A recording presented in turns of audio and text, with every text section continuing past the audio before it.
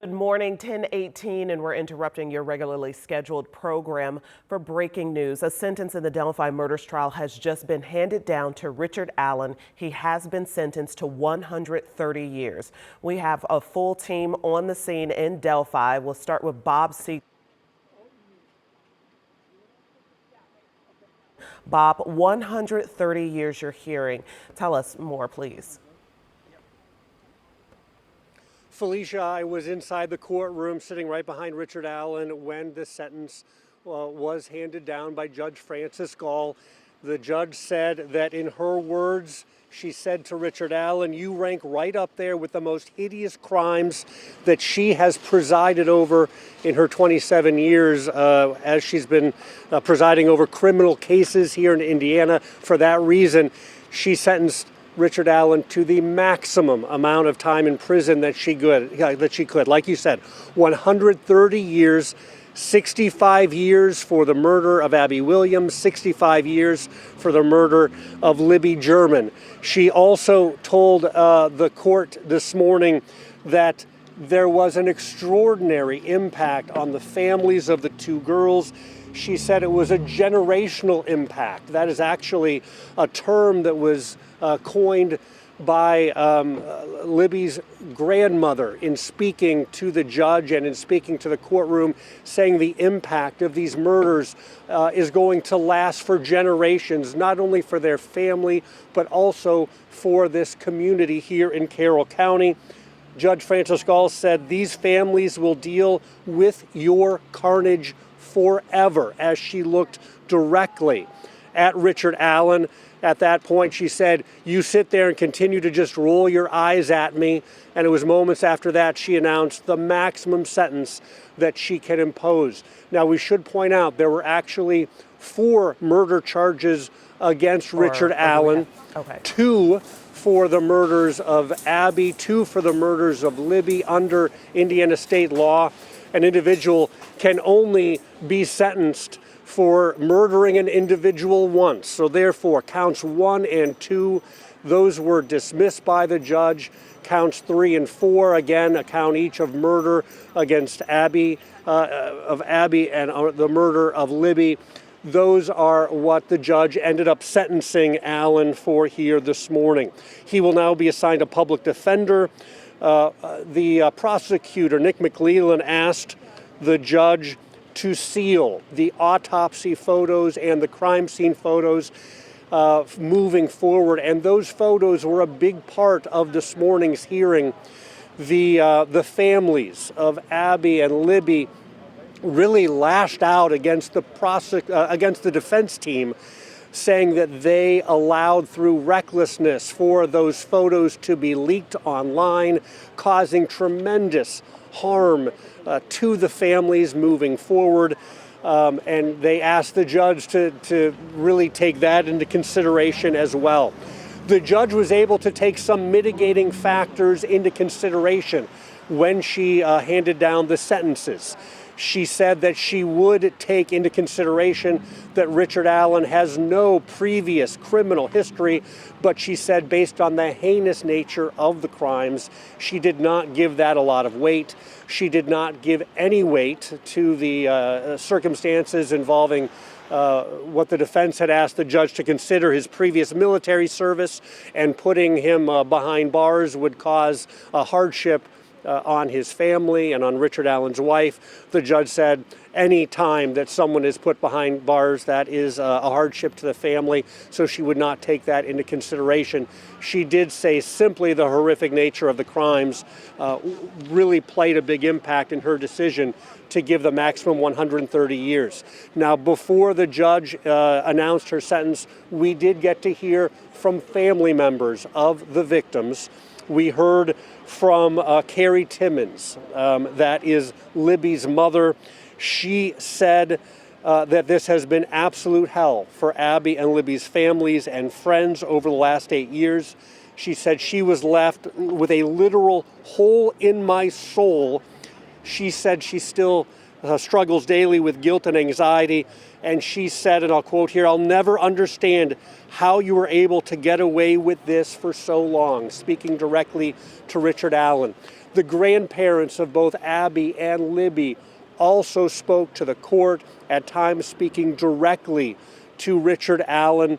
They said that they cannot forgive him at this point, that they hope in the future they'll be able to find that forgiveness, but right now they still sit with a tremendous amount of pain that they say will never go away. We will certainly have much more about what was said in court, about very powerful impact statements. We are expecting perhaps for the families to come out and speak with the media.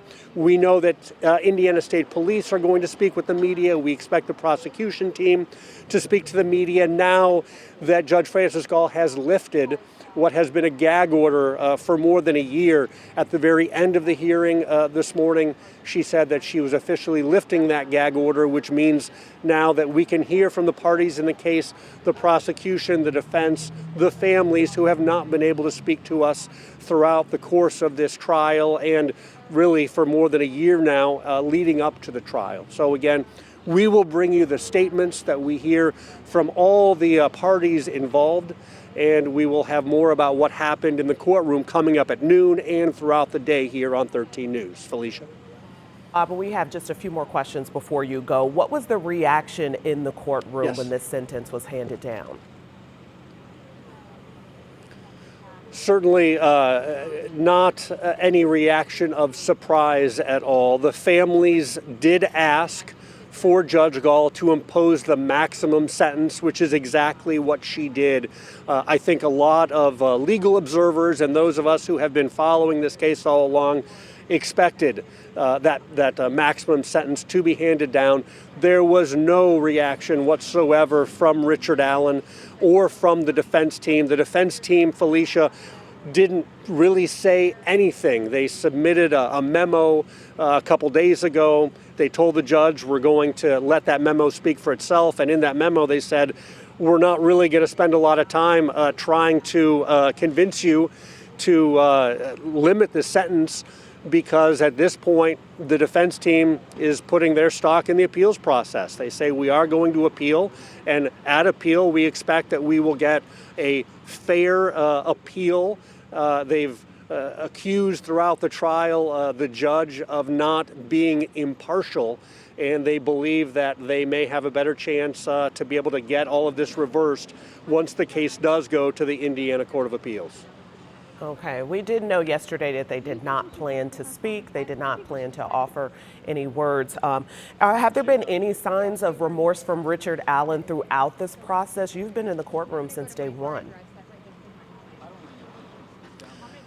So it's a good question, Felicia, because, we heard during the trial that Richard Allen, in speaking with the psychologist at the prison and in some of the things that he wrote to the warden and said to some of the guards and other inmates in prison, according to statements that he made, confessions, he wanted to apologize to the family. So far, there has been no apology, and in fact, Richard Allen and his defense team maintain that he is innocent, that he did not commit these crimes, and despite more than 60 incriminating statements that he made behind bars, they say those statements were coerced. They say that he was suffering from psychosis at the time that he made those statements, and that he did not commit these crimes. Of course, a jury determined otherwise, and they believed the state's position that Richard Allen was thinking clearly when he made all of those statements. So whether those statements should have even been admitted at all and presented to the jury, that's one of the issues that we expect Richard Allen's defense team will bring up on appeal. Heard about what a timeline for an appeal could look like. Well, essentially, that appeal could be filed later on this afternoon if a defense team wanted to do that. But in court today, after she told Richard Allen that he was being sentenced to 130 years in prison, she asked if he wanted the judge to appoint public defenders for his appeal. He responded that he did. Traditionally, it would not be the same attorneys representing a client on appeal as during the trial. We suspect there might be the possibility that Richard Allen would want the same attorneys to represent him before the Court of Appeals. That would be somewhat unusual, but it is at least a possibility. We will wait to see who might be appointed and whether or not there might be the same attorneys. I do not think that that is something that Judge Frances Gull would choose for Richard Allen to have the same attorneys, but that decision will not be made by her.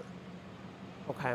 And then you mentioned that the gag order has been lifted. Do you anticipate hearing from any other folks who have participated in this trial that we haven't necessarily heard from before? Any signs that the jury, members of the jury could speak, or that we could have any witnesses come out with more details?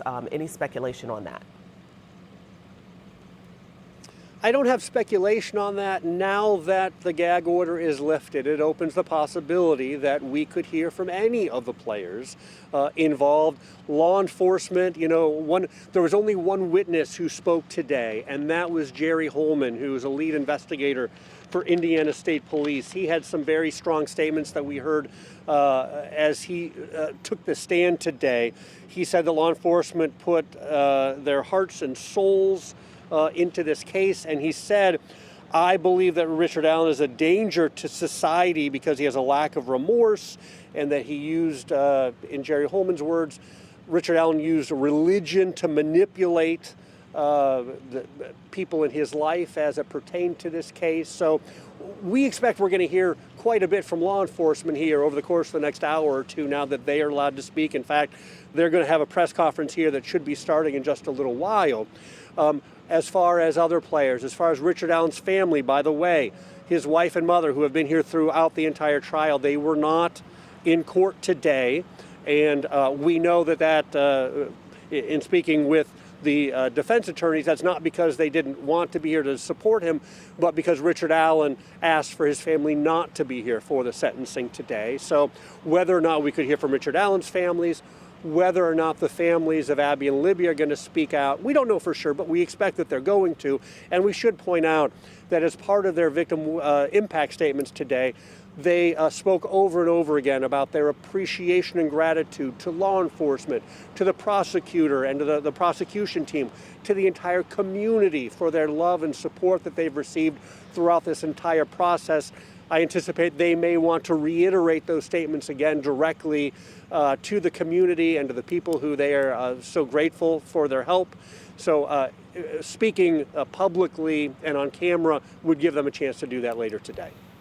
Okay, Bob Siegel, we know that you just got this information and you brought it to us as soon as possible. We know that there's still an active scene to kind of work and kind of get the lay of the land.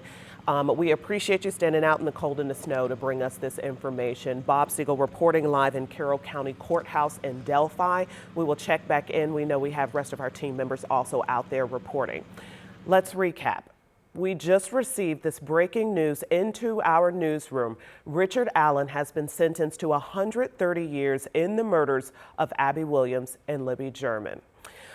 We know that the gag order has been lifted. We also have heard about the reaction in the courtroom from Bob Siegel, saying that it wasn't much of a reaction from the defense side or from Richard Allen, and that his family was not present, as that was a request from Richard Allen specifically.